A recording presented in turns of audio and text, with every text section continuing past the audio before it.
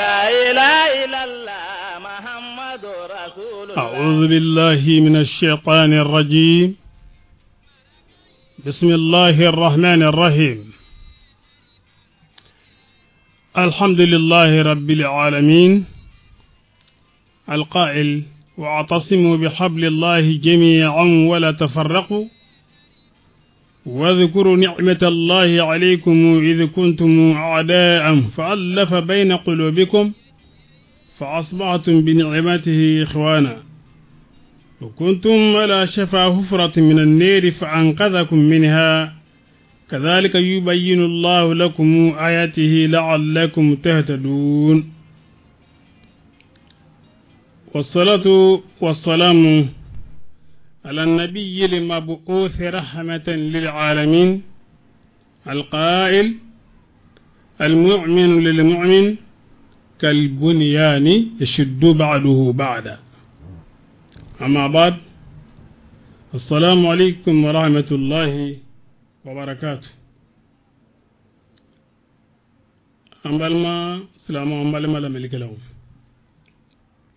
أمبي بلا جلين فو كلام من دنيا كننا أمبي بلا جلين فو بنيا كننا أنه سلم بكني من كان بسونا ويه يوم هكذا جيجي كني دي ممكن anga dina masala duk mesena ni anga la nyini kunye anga dugu ka kenye dugu tola be nyogon mina min be sena jie kono silamo nu nyogon chenni wakati na ni bela jeleme wulika jola ko sabati anga dugu fana ka wulika joke ka asabati komi na fo tobi chokomi dina nyingali kene ukan ni wakati na fitna kumbe mo ni nyogon che wakati mi kuna fonu kumbe di chogo minne ni kitabu fitni minun lala o watu konana no le fitna kitabu ye alni ayasro odla kunye adla bauka la nyini chogo yawe nga kuma yere di chogo al khitabu dini yu konana ani famye chogo yawla ibasro defo miseninti bankola defo miseninti bankola ngamme ame wati minassa alhamdulillah rabbil alamin je famyewu biga yurwa nyomina biga ke chomi bela jele makobe jamade la selamo makobe nyomina de la selamo makobe kelenya de la silamaw mako be nyogon kandu la nga madama ni furu ni be dusukun konnana ni anti jike nyogon tege na nyere dalen to nyogon na batu chugula ika do bina ni ko chamanya nyogon chi o sira ka on yakanu anka famyewu dire nyogona ni ay libi kani mbaranke mbika ke kada kunjumainga dalu juma indi be mbolo ni mbaraina mbika ke ni dongoro yewa ibe mbika ke ka foko de sabatira mbolo o nin sabatira ne bolo korte ko min sabatira e bolo yin kaloyi ko minafo anga dina la silin nung be la jelen kono anga titri kera munye anga ambina kuma dina seleke dode ka o seleke yi o yesali mustahabu dode mustahabu min don bolo minani ani bolo jigni salikon yala juma inde kanyi uflala bengo ni keraka mustahabu dedo nango bengera kan mazhabu nani bela jelen belaka ni mazhabu nani kitabu laje ni bolo mina soromin kono ko jama kullu tara ofi ibe bolo jigin soro o kitabu kelen kono ko jama kullu tara afi kerengena ni nyema ubi konga mil fo iye bolo jigin fanfelala uba fode ko Abdullah ibn Zubair ko okunye bolo jigina de kira ka sahaba bami ni ambika majam ka to duma fo ni kitabu liye ko bolo mina bala ira soro abi yenno ni jumla ye ko bolo mina bala ira soro abi yenno ko Abdullah ibn Zubairi ko bolo jigina de gundo fambela jele fe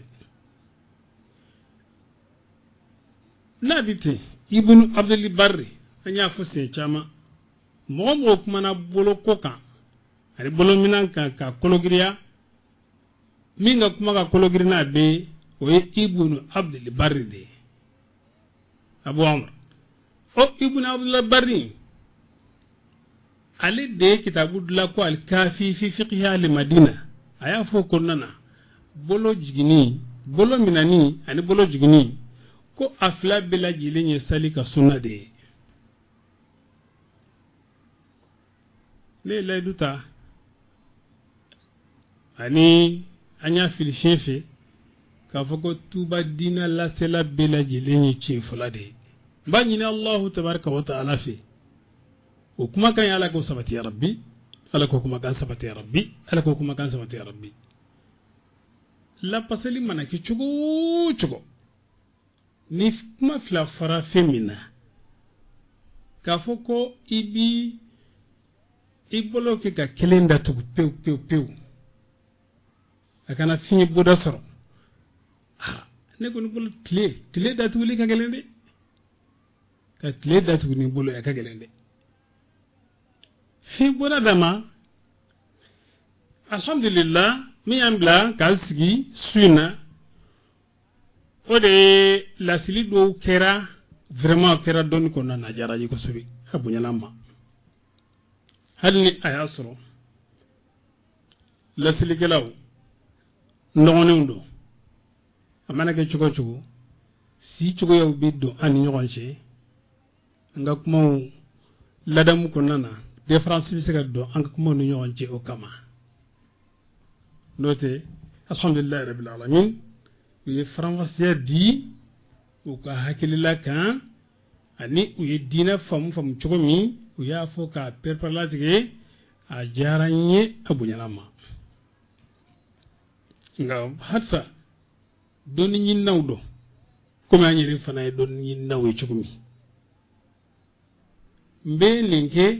k'a lasu halisa an k'an cɛsiri fɔlɔ mɔgɔw ka kɔrɔlenw n'u ka funɲɔgɔnya kɔrɔw n'u ka kibaruya kɔrɔ an k'olu to yen an ka wuli ka jɔ kɛ an ka hakili to la kosɛbɛ o sira kan komi kalanyɔrɔbaw b'an bolo kaban ɲɛfɛkalanw bɛ kɛ kaban an kana saliya ayi an kana saliya laselu kɔnɔna n bɛ min faamu o ye k'a fɔ denmisɛnw u saliyalen don dɔɔni an kana saliya an k'an cɛsiri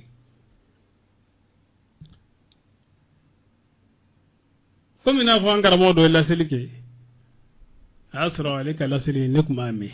nka an balima dɔ ye ɲana ma ka ka laseli ta ka n'a d'a ma a ka laseli fana o diyara n ye kosɛbɛ parce que mɔgɔ min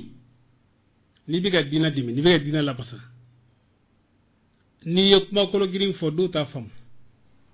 a tigi ye kuma kolo girin dɔ fɔ nka a y'a fɔ min y'a kan in ta a m'a faamu a y'a degun a y'a sɔrɔ cɛ in yɛrɛ ka d'a ye dɛ mais kolo girin y'a degun o ye kuma jumɛn ye ko min ko ni hadise lafilen don ko tigi de kunkolo lafilen don a tɛ tiɲɛ de don bari ka d'a kan ni mɔgɔ ko fɛn lafilen don i dun b'a kan tiɲɛ yɛrɛ la i kan ka nin ɲɔgɔnnaw fɔ wa tigi bi fana sigilen bɛ ni ɲɔgɔnnaw ye ne ko min ye ka ɲi ta ne ko a ma n karamɔgɔ dɔn de sa karamɔgɔw ka jɔyɔrɔ ye nin na ɲɔgɔnnaw de ye alhamdulillah a diyara n ye a bonyana ma o ko ala kira ko ni maa min ye nkalon da ale la ko atigi ka sigiro labe janaba kono alhamdulillah ne fana nga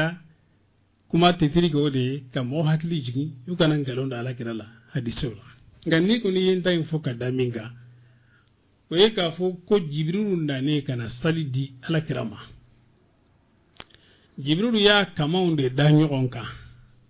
ka bolomina di ala kirama salidi tola ne ko de ngalon o kuma ngoni o ngalon me kuma info ba ti ngalon tigala ide me fo mbe saga kade kuma yin galon ani kuma fo ba yin galon tigala e fengelonte kuma fo ba fililade o ala kira dungo ni mami ni tugude ni tugu me kuma yin fo ba ta tugu ka fo aba fo wakati mi aba soro kuma billahi ala minna atadundi amba kala dura mina o akadi anye hal ni afana manta famu chugo abise ka boda nyuma ndama abise ka ngala zura mina hal na asura ma famu bari kadaga ambiga kuma ni mi feminu ashi mata yorore ni muslimu nyere ka sarawute ya jadimina nan sera yoroma ambal makenga wala da dilen kono amba la sewma ne kumbe kumfe barala ngale kani wala ndanyi sira jira dela ka sira jeyanyi ka bara no yamma kusube bari kadaga ibara ke nyon na ma yoro minu fam na kuma na yoro minu ni o be bara no yamma donu kuma ka chata fonga cha bara bisinga no yamma ibi dali ka folon numa amma ina ala fe ala kan bisa o man ga foto la ananga ke tawla be nga kuma da mani bela jelinga don ko silamo ka be gansir la ala sihhati salati alqabidi wali mursil silamo benaka ko bolomina na ka salis haledo adni bolomina bali mamiya boloto achokola ka to la silika o ka salis haledo bolomina kibariya minni o jiri la silika no e faruye o sahara mami bolo naya bolomina aka salis haledo nga akabara into aminan kono akana ke musharruye ijma'u ye fembla namin kono mujtahidu sikana fo abo minan kono katabla min amor kono koy fartu bade wa bengasir la kanimbara imbla namin kono koy mustahabu ya minandi mazhabi bebe na ko mustahabu do minun ko bolo mina de bikew mustahabu do minun ko bolo jigin de bikew mustahabu do ijma'u kero kan gaba nin ngal gelaw aya fam ka fuko abin nin ngali minge ko la bolo jigin na wala bolo me ka sali sale no ime sali salente aga na nin ngali reke benkera ka sali sale do jabu were forawe min de niyu akera ni yereyo benkera ka sali sale do junubu kelenti sebe masi kuna koye ni nundo la kelenge baraji doro na bisibi kuna nim nungeli iga tabulo minyete me no doro abana ibi sala kirama bari ibi kala digi kirade sallallahu alaihi wasallam bara filaim bila jelena minum bi kamina ibi kala digi kirade minum bi ga jigu ibi kala digi kirade ko to meningo amal majja kuma konnana komina fo abi komina fo alika kuma nun peut-être yala manika kuma la mede ibe mindo mado no te ne eri kele ani milti mugange biga kuma bolo mina hadise ko ate ka fanya bolo dabiri bolo mina hadise dalade ai anya hadise nye arabu kan dama bamanangantala marka kantala eri kele ani milti mugange anyo de kiyambi kuma bolo mina hadiso kwa sunna dungew bolo minun insigira ka hadise fese pat gani hadise la ka fo qala rasulullahi wa tede sallallahu alayhi wa sallam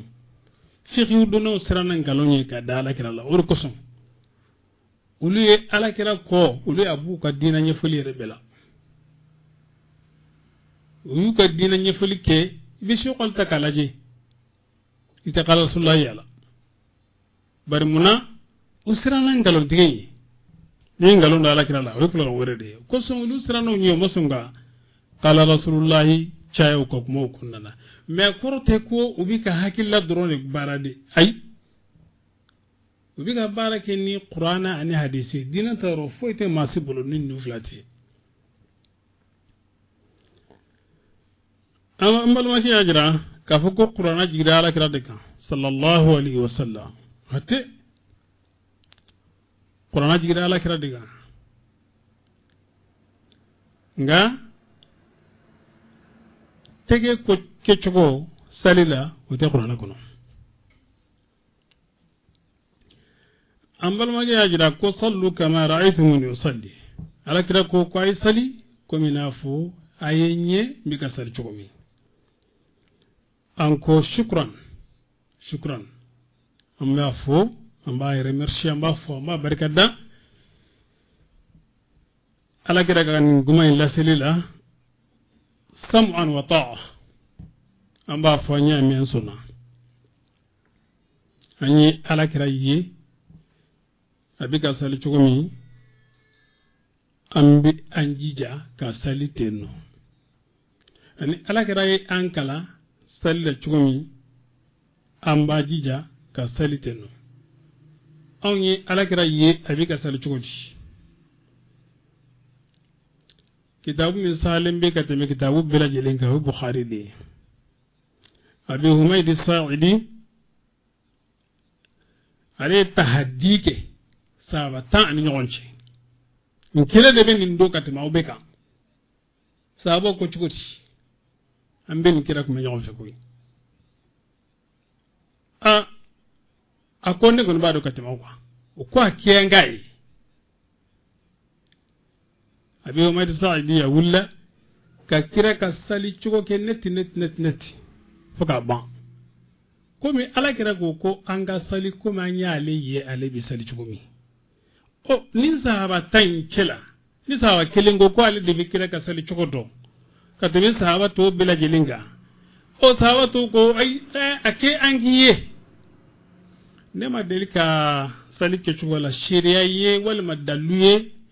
mimbe ni mbofolo amesri ga nde kuno ni mi fora ni riwaya saluna ambota wala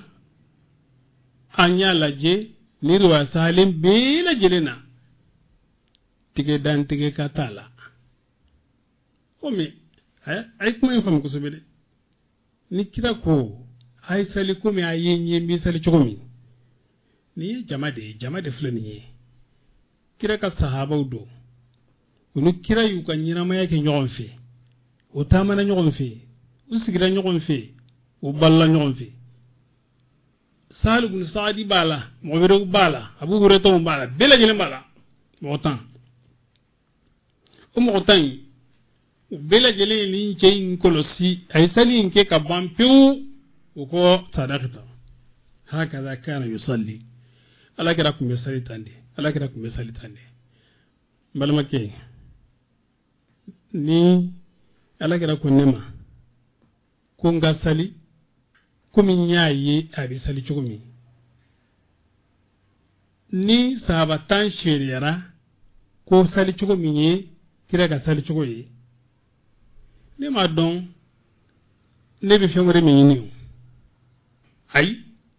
nasre matlini ba kalama siti do be no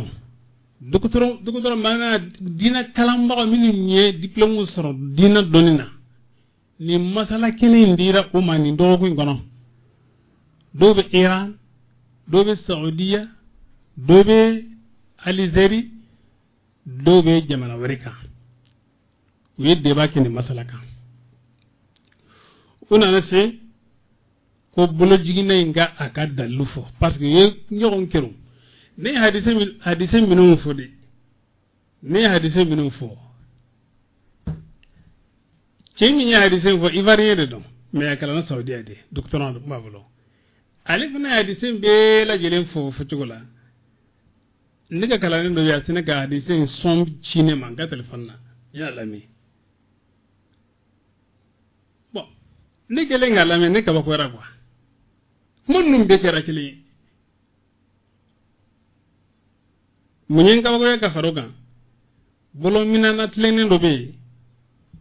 oye hadise non lame otlala ka la segini ke ka hadise num be chentige kelen ka bela jeli lafu comme na fu ni yake chuko mide ako chido ni bena ninga ya fam an bena ninga ako nga fa manake hadise flabe no mutaba ubola ya fam nango mutaba hadise dono wo kalama cheko ama ko problem tala mutaba mi mbala nano fana yanga mafle na sara bijumi ima don nunga deba kunjara minga ga deba kunjara kira e bolo mina ke ay bolo jugi fana ke kira e bolo jinge ay bolo mina fana ke ga deba kunjara no de bon bolo mina no gogo mana kwanga bolo mina ke sunna no ni mustahabu ye ka bolo jinge jaizu bolo jinge na ko aji an da de lasili am ya unta de ke mustahabu ye ka auta ke jaizu ye ni fa mana ku to tende mun gelebe no ngone be min fu awi tubakaw ka kele wal maka banga sal nyogo no fe wal maka chena musa faraga bo nyogona ko boloko zahiratun maradiyatun la sihiyatun imazi mindo bana imazi de do bana imazi do kenya imazi te dina ka bana o imazi de do dina ka kenya imazi te fiu wani nguma mfana tende ka kumai koi misalango waje kulu kelengo ka pharmacien di ni masala kelenga weni njabu kelende di salamu amiga nyawon keru ko kuna kasran bila gelinga kuma kanga ke kelin akula nga ne gon be mi tuba ambe kofi me o de fam nga kuna fani nun di chogola ambe kofi ngani alakira yi bari abi humaydi sa'di anaga jinyon motan sahabatan kuma alakira ko ni chogo me ay ni chogo me asali o chogo yala anya yi o chogo de la o mi mfani an sallahu chogola donc Allah da ran kira yi sallallahu alaihi wasallam yekin kan koy funa den nayri wa ma ataakum ar-rasul fakhuzuhu ma nahakum anhu fantahu nebo faraka maka ni kira min dawma aw mina aka wasadula na ko kamin tuyi ko tuyi amban sikuki kira min da manyan sikukula aya fata tin ka ba mimma be do ni islamo fi وما أبرر نفسي إن النفس لأمارة بالسوء هذا بديني نبي بلا كوجوي على كان كيسان نيم تروما على كان كيسان نوچو فخذها بقوة وأمر قومك يأخذوا بأحسنها من النسبة كي كان بقول نيامرو كالا نيمامنا بكم أفلي كم أولا نيما يكم أولامي يبقى على نيمانتا amal magge ko abewuli fenye ne kira nanano ye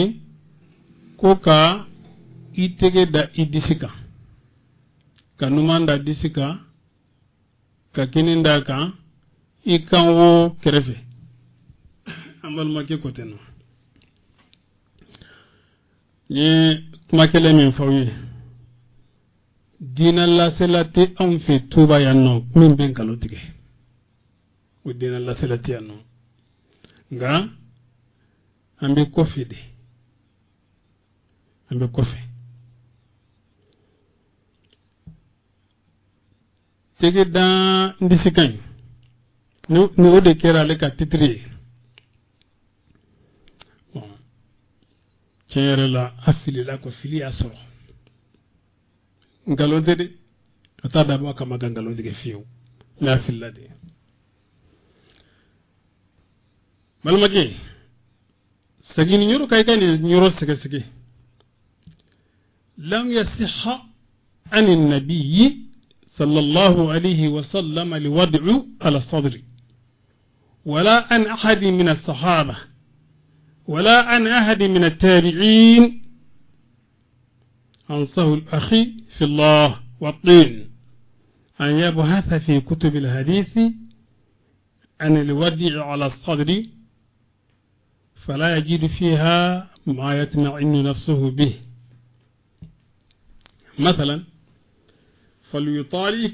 كتب القابضين أنفسهم ككتاب الإعلام بتأخير المصلي بمكان وضع اليدين بعد تكبيرة الإحرام مالمكي بكون رنجي أكمل فيانو كو فمننا كبوكرا يرو نيني آياني على كراكا نكما كاين نوبي لابلا أوفينكا ni ma kebe ni ni mbagabali bi soro ko oye ki tege udanyo ronka disika kan wo yorola amba foko mbalma ke filila fili asoro ni yorola mba fo ndangana lembe nayi ka foko amasa fiu ko bala kirama ko aya boloda a disika akan wo koro ko masaka bala kirama fiu ni ma min sarakana ni hadisi kelenya ola no hadisi sanadi ko sunna mogo ko akani ya fam hadisi kele ko sunna mogo ko akani nete ndado bolo ko labile bolo jigi bolo mina nete ndado ala fiu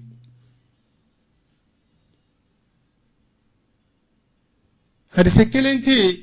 min sahara ka foko kiraya bolo da hadisi ka cetala pourquoi kalande un lafia nebe min galama ni kalande un bi prokan san ko sobe we kita makitaba do benu makitaba nyimon be makitaba be no min bi islama bela jelen be no ka ko minafo al marjul akbar ani al jami'ul kabiru ngawlu sani wartere ulu debe kitabu di ko minafo abe tabala chukumi antara jidda kata marji'u sunkoro anu yikmana yifiko bienke anyi segesegelu ke ku ka kitabu na chugo nu ka kitabu bo chugo ko lu don al marji'u al akbar marji'u al akbar ni mami makubala kitabu chama ne ba kuno de ibise ankoro ke anan kalamo mahamudu silla ne temsen ngwa ma ko sinimba ni mami mba fe ka marji'u al akbar kitabu bayirga de bakono kitabu bayirga de bakono mais aleka kitabu be tabala chuguminde numéro mi mbakande asebene me chuguminde ale garanti lendo quoi parce que al nyama internet kitabu nunna garanti ta bekande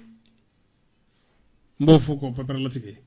demisonu mit lenga kitabu che internet nunka me garanti ta beka les segesegeli ke kata matbala kata jidda kata kama kata ta sunkro ni minun kumana nanye ko kontra fe baro fe an nyonche al jami'ul kabiru we folo yi nga marji'u nya soro lu de ka koka no kateme jami'ul kabiru tigu ka wa sabe kanyi marji'u ni mami makobala ibina sini mbafi mais ne ma hongo fudole ibina sini mbafi no abadu ikamba sinna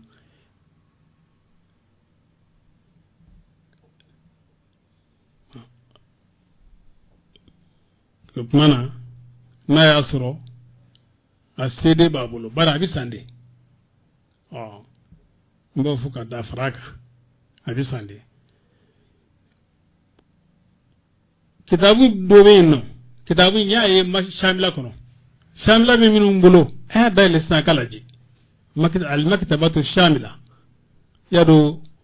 jɛkulu dɔ ye kitabu dɔ dilan k'a bila masini ninnu kan ko maktaba shamila a b'o kitabu in kɔnɔ makanka riyadi ka dɔ don makanka bɛ taa ko riyadi u ka mɔgɔ dɔ bɛ yen nɔ ko khalid ibn abdallah sha'i في مدينة الرياض بالمملكة العربية السعودية عليه كتاب دلا ما عليه ريبولو مننا دي عليه بولو مننا دي كتابين أي بولو منا إنا أي أكو بولو منا دلو يهدي سبعي أي مالي كينكو أي لتفو لكا دلو غير أيوفو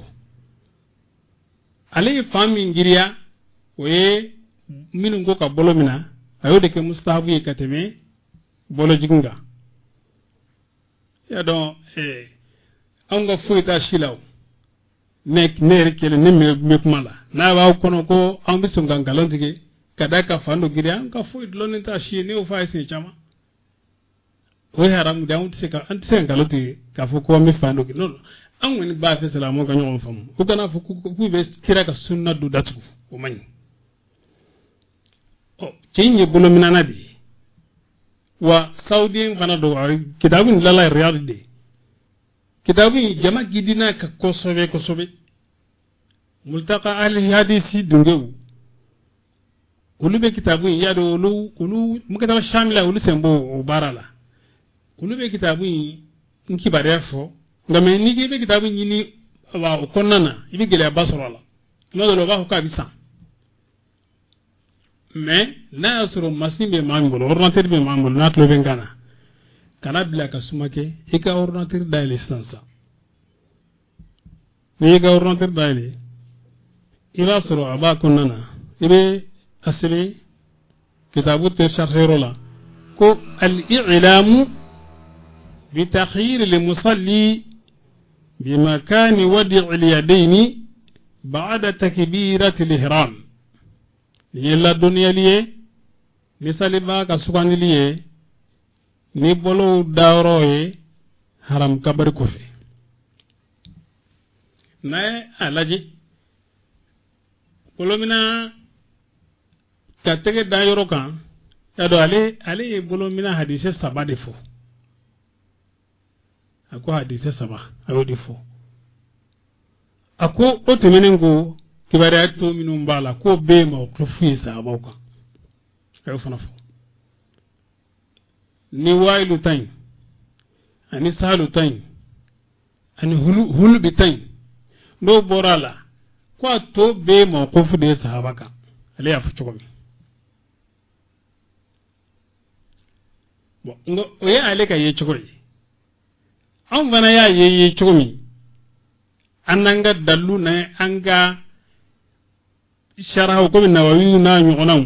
halni ayasro kuma ko chawlula men inni akolosi doron ni hadisi yorola na kuma min fa hadisi ngo basoro nanga kuma mbegele noye anye min fo wailu ka hadisi na bala bittifaqi ahli sunnati nga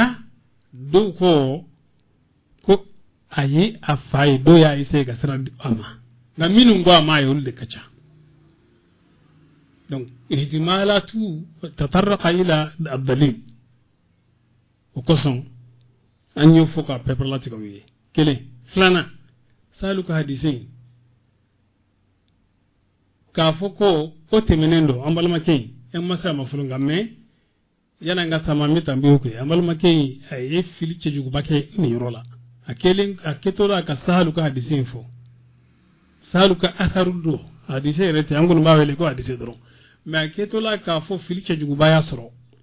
باسكو عليك دريتي ko kira ka wadla kuma mo nyamariya amma kete ay khilaf lu waqi'i defo min kira na ay min fo fengelunte amma fo ku kira wati mo ma fi min faradron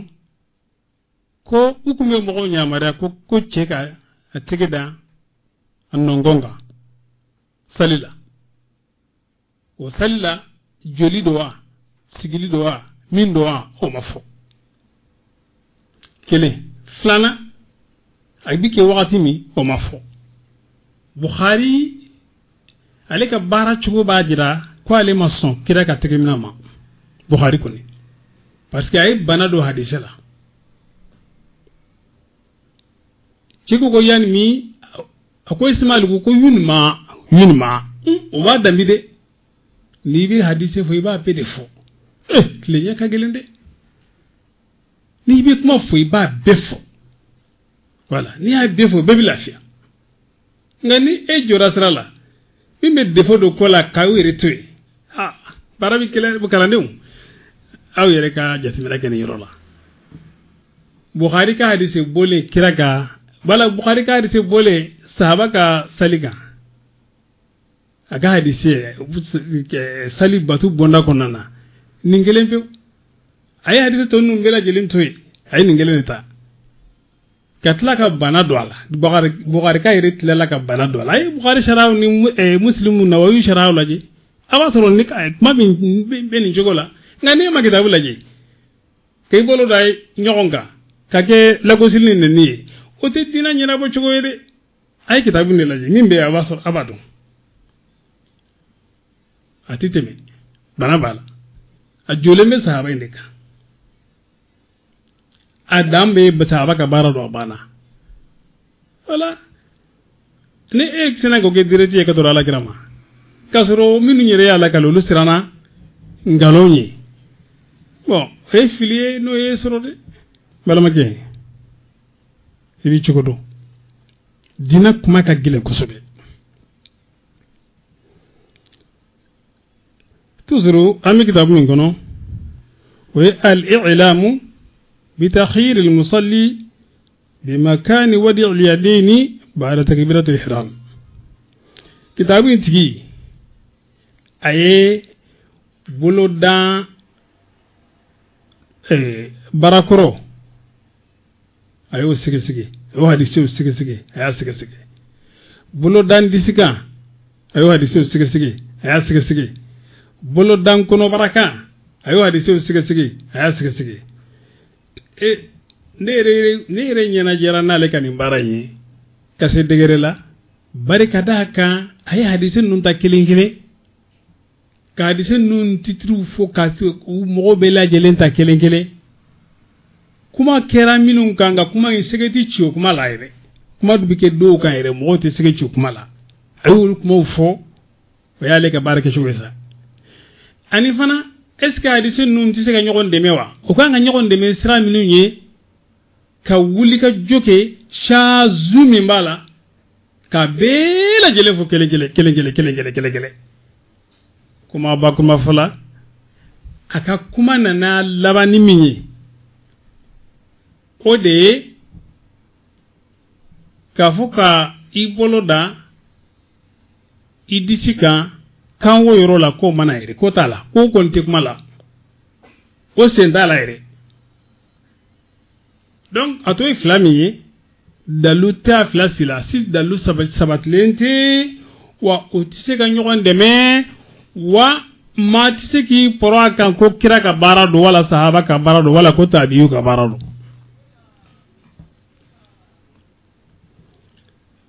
ako na asoro tabiyu ka barado ko oti dalu ere fana yegoy ko obi nyena jede ya fam ni tabiyu ka barado ko bi se kay nyena je doronde ke ki nyena je kono to ko ti dalu alhamdulillah atlali ako amma wadi'uhuma ala nahari aw indahu falam yarid li qawlu biha an salafi وهي هيئة مخالفة لهيئات الصلاة بل هي صفة لمعذبين من أهل النار والعياذ بالله كما في قوله تعالى إنا جعلنا في أعناقهم إعلالا فهي إلى الأذقان fahum muqmahuna ako amma ka bolo da kan wo yoro la kan wo ka bi kan wo yoro la ko kuma mana no yi ka bo manyuma ngono ma ko e kechugo de abe sali kechugo yere fongo nyonya ko kuma yere bla koyi ko oye manya kata leunga bara magangutu de mo min nya kata le me jana makono ko lu ka magangutu de yoyi waliyadh billah ko mi ala ya fu qur'ana kono ko inna ja'alna fi anaqi ma'ilalan anye golow ku kana ko bolo non korta le me kata bombo koloma ku bolo korta le do irola ni imam ne kitabul laje alima kitabatu shamila kalandun aya daile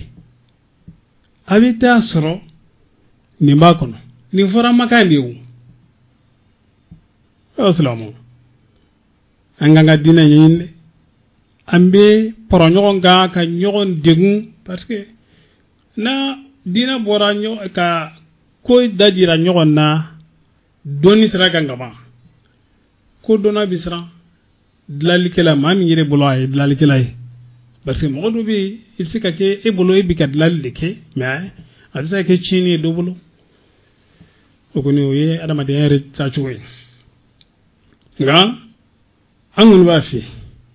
doni kuma wudu to liya ya an sagina kana pharmacien di o sorola kuma do fora doni kuma wudu yo fanaye nga me filibe kuma no na ko sobe wala sirate disika mbolo mina bolo katoro ala kira macho sila ni ma mi ya bolo da disika wala bolo ya bolo da kan wo yorola e ko ni yake me kafala kira yake ala kira make kafu kira ka sahaba do yake kira ka sahaba shi make kafu tabiu do yake ko tabiu make tabiu shi make ngamme tabiu tayre uti dalwe obi nyena je de dron obi nyena je parce que nango dalute kororo ati do imboko ko mina fa bi dawre ya fa chugumi قال ابن المنذر في الأوسط الجزء الثالث صفحة 94 ليس في المكان الذي يدعو عليه اليد خبر يثبت عن النبي صلى الله عليه وسلم فإن شاء ودعهما تحت سرته وإن شاء فوقها انتهى تزرع من كتابين قنو أكو ابن المنذر كو أكا كتابين قنو نفهم كل أوسط ako juzu sabana konnana pazi bi konontoni nanna ko saliba ba bulo dayoromi ko khibariya fuy tola min be sabaje ka bala kirama khibariya fuy ba sabaje ka bala kirama bulo darola ko nay mo min ja ikada ibarakoro nay ja ibada sanfi salamu kada ibarakoro wala ka da sanfi bo do tara fana tara fam ko ala kira dum fatan tiali ka bata khasruma kay kono bara mina ni tege ko la ko dum odum be chokodi bo chere la karamage do be o kamana gwana ako ma uhsinu zullan bana yede izin ako chere la alati dogoyama nye bonya nye korolla ala yang bonya amika ala batu ami bonya kene deka bon ali karamo genyo fo ko mina fo nay kitabu la jaybi ni kuma soro ko sobe ibn muzir ka kuma temenengo ni ka kuma tere bo comme bla roma don bité don re mina wu nyefawi bolo mina na chikomi nanye kuma me o kantuma mi o kuma na anganga mi fo o fana la mina onye fawi angona mi ni Allah tabaraka wa taala fi alaka ambe sawa ami te na maluma kika kuma ale ajira kuni mami bidi yake ka ko damina ka kecogo do damina kecogo mi ni ala kira ka bara to kan sahabo ka bara to kan tabi'una ka bara to kan ko bi sagati ma hal na asoro jama'a cha awu hal na asoro dawla bala awu hal na asoro misiru ka cha awu ni ye ko damina dinala ni kira ka bara ta kan ko bi sagima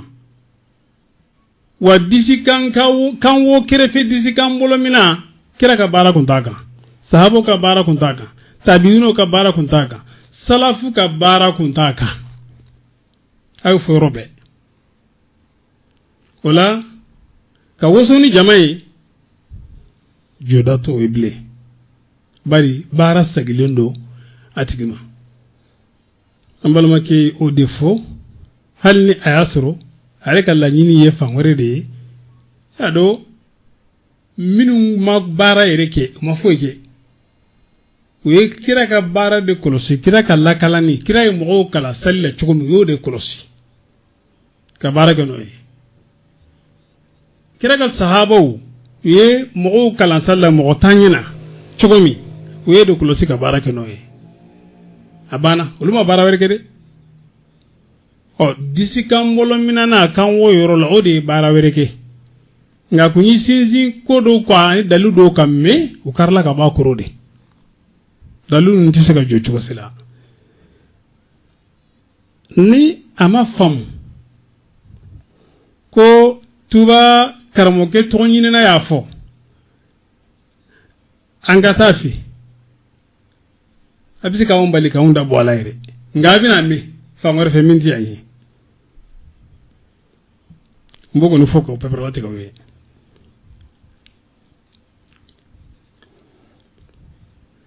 oto menego ako amayna la fi ka barake dinala bara mi ne la silitayi ala kan kisoma ala ka gisamo ka sharia do faradina kan kata josendo di ama ka soro musharru uteni musharru majala jala ini ala majala ina kira majala ala kan gisoma fokata selamo kafiriyano yi ka selamo ge bidiya mo yono yi ala kan kisi o na nyogona uma ambalama ke gogo laadar tigi no ya Abdurrahmani ko ukmana ko sunamo kundo ko sunamo de kun laadar tigi ko sobe ko ako wala yahillu lahu an yaf'ala fi'lan hatta ya'lama hukm Allah fihi wa yas'ala lil ulama wa yaqtadi bil muttabi'in li sunnati Muhammadin sallallahu alayhi wa sallam ko ati daga ye mana ati daga balighuye mukallafi de kodo aka bara doke fo mukallafi ka ala ka kiri de don o baraina aka don kelaw nyinga akilla daga ni labatuli bagawe muhammadu ka sunna sallallahu alayhi wa sallam nibe mi faraka ويدي الذين يدلون على طاعة الله ويهذرون من اتباع الشيطان منهم بمعوكنا على كبتك نبي معو بغبغة كوبالي كبشتاني بتوما واتي بي شيطاني بي دسولا واتي بي الشيطان الليندو على كان جسوما على كان جسوما مانا أكو بالمتبعين لسنة محمد بل ما كي ويقول هذا تيجي سنة تجدو سنة تجدو الحمد لله رب العالمين عم بينا بري تمام إننا كل هذا تيجي سنة تيجي نقول نقول من هذا تيجي كم نيجي ولا نقول توبا دون كلا بي توبا كرام أو بي شيء فلاتي لو فوي دوكو نبيسك فيني oh koma koko laadar tige suna tige de oh ko jarani ni ladatigi sunatigi o jati nan ladatigi a kumana bolo ko kan wa a yi kitabu dila sali la wa a kumana sali kun kan wa awo ladatigi kumana sali kange lagada yere te kitabu de fiqh kitabu de mukhtasar al-akhdari ngone yere bi kanga sali ke lagada ka sali ke jogo de la mbal ma ke chefo de tuba ka dun kila turak karamo be chefo la de a chefo ko lagada tigi sunna mo de o ni lagada tigi sunna mo yi lagada tigi sali sunna fanyo ay fasilu dla sali sunna kama mino fasilu kalawi bela jelen ka barake o kechola min bo kono ibi barake no e min to kono ibo toy bari ni ogun sunai akunafo ngani ya mafo sunatiri bari ay fasilu la sunna foli de kama nunu ye keninga ngode yo la dertige sunna mo de ay fasilu la sali sunna foli kama ashima witi ne bolo fana sunna mo de nga mofo ambe na mingo ni ka wala dertige tay ashima witi ama bolo minafo ay fasilu la sunna kama sali sunna kama ama bolo minafo muqaddamatu tigi o fasilu la sali sunna kama ama bolo minafo arsala tigi o fasilu la sunna foli kama ama bolo minafo shego qallu tigi comme adasi roma ngakma donna tawla ngakma bena se shego kaloma adasi roma ngale dama se ka fako bolo jigi mi so qallu kono ale dama so mari parce que ale ta fe ka bolo jigi yere fo dala fiyo hala ye muazu ka hadisa dama rola awuta no ko sobe mais bolo jigi mi mbola amaso ngo hadisi fo mais jam fatiri ay hakili de do ngani yoro la sa la dartigi ako fay wasunanuha al-iqamatu was-suratu allati ba'da al-fatiha wal-qiyam laha والسر فيما يسر فيه والجار فيما يجهر فيه وسمع الله لمن حمده وكل تكبيرة سنة إلا الأولى والتشهدان والجلوس لهما وتقديم الفاتحة على السورة وتسليمة الثانية والثالثة للمعموم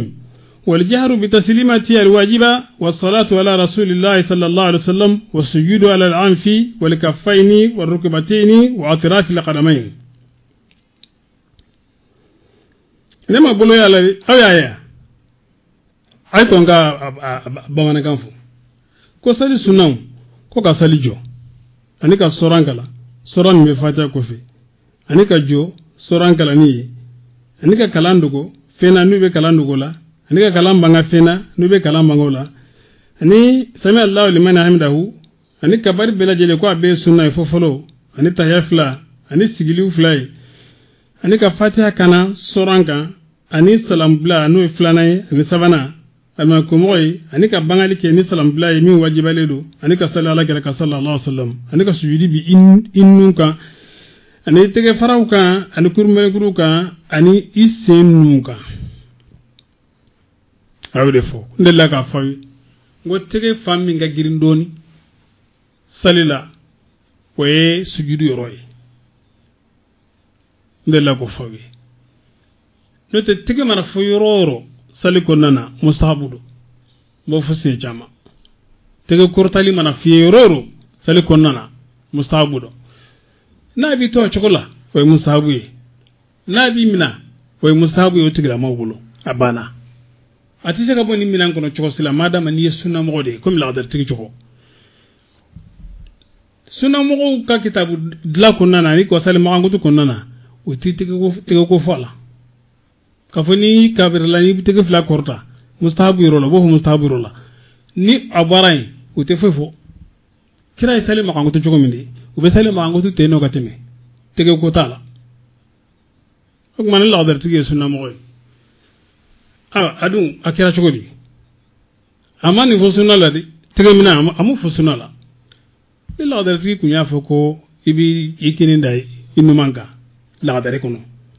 mo be mo ni ngala abi ne ka fendu de ke fenye min to ha ko tsiganya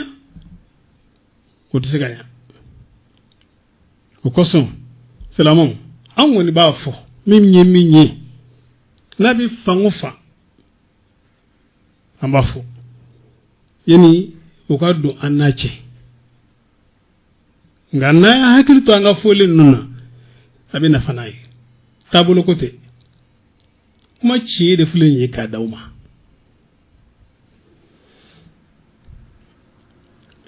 law da digere ante yelen da kan doni wala allamatu aljazairi abu yazida عبد الرحمن بن محمد السعير بن محمد بن عامر الشهير بالأخضري مالكي لمذهب الشعري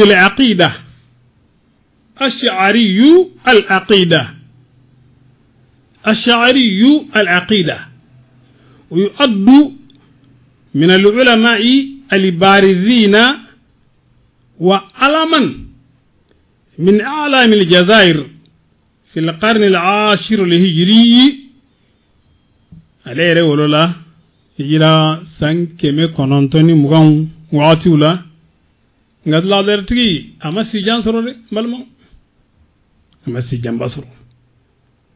ngai bara bakede aka waji kunguru nin kunana ni ala sonama bina wa kenedo sigi ale kelenga wala nakama la dertigi ni sufiyu de ay baytu la tasawuf la abe baytu kemi sabani kobo abe mbolo abe ferege don na tawla ko lo kalawe abi nafa chaman sorola bari kadaka na sabatira ko la dere tigi ko e sunna mo do kaba ni sunna mo jena noyi alhamdulillah la am ganga hakil to ala ko sobi anga hakil to ala me ma hakil gi fengelena la dere tigi fatura dugumi akoko ka nale fatura ku ka ta sudo dugu werela dogo ko dugu nya ka zawiya e nga obi fam la derti ka zawiya akoko ka ta sudo ende akume kilo bi sababu kalande unjera ka la derti suta kubita addo akayoro fole na uselen sira chemanjela usengene jama klala fly jama dongo ko anga blaya anga kaburu si anga do jama dongo ko aide ko anga tana yi ayoro min fanga tana yi no o foranyo ngo utlala minum bana ulu sagena minun sona ulu tarana yi jama desara min goro ni jama klala o bisi o goroa me ala udemi utara kata suindo katla ka segngana ubora dugu mina ka segngana yenno ka ubal mo nyin galike ko la karso masia karso mbemi aku masi folori ka obe kunde nyon via ko lu segra sera o ku masi usengine mbana na se minu maso ngata sudo minu njido njira sera la usengine mbade segra kana ba mana ko bayira ko ala kama bile udodo ce mi foko sunna modo cedo bari sufi yukundo tasawufu ambe be mile ka toro di makoy bari o de be ka o di bandla tasawufu de be modla ni sufi doya mami ni tasawufu de ko ba kono ni ya doya na dimina be aka suluku madafa madama ni biga doya kumina na kundo nendo amal ma sufi dogme akwa leere ni so jara silama ya kono sin sabadi ko don la ku to kulungono ko yele ko ma do kumbi tuka ali kore aba ali nyuni ko abe yele ko mo ko do ka barobo abi to ka foka abi ko ni ncheni kan ni ncheni mere gele ko jama bi yela lela ko cheyma joma sila kenina ko male chowa jili jorali de la katime bila jili ko de ko sayni do mata kanye salema ako cire la ale nisojara bari kadaka majigi bonda a don ka foko ay dosora aye se flana fana fo ko do tara ale sigile na ka tigenye chale nyoko ko ma nogolen de be dugu valeri bola ko ale yele la ko jara ale ko sobi ko do tara ale sigile na ka nyigene kale ka ko ni sunu gumbe gele ko ale ni sujara don ko sobi ulubi ni sujade ni doyala ala kola kwa donc amba nyini ko lo dege nani doyama min soro dina kola amba ke tuliye ka mu anna amba nyini jama fe kana masidebo nganga ko chiyo nyini ka fo eni ko do anache ki bolo da idisi ka kira ma ke sahaba ma ke tabiuno ma ke salafu shite mi yake nimi ye ko ke anga dina la min da doy fa waradun amba salatikima ni yebi wala ndai wa salamu alaikum wa rahmatullahi wa barakatuh alakam bisalam la ilaha la ilaha la ilaha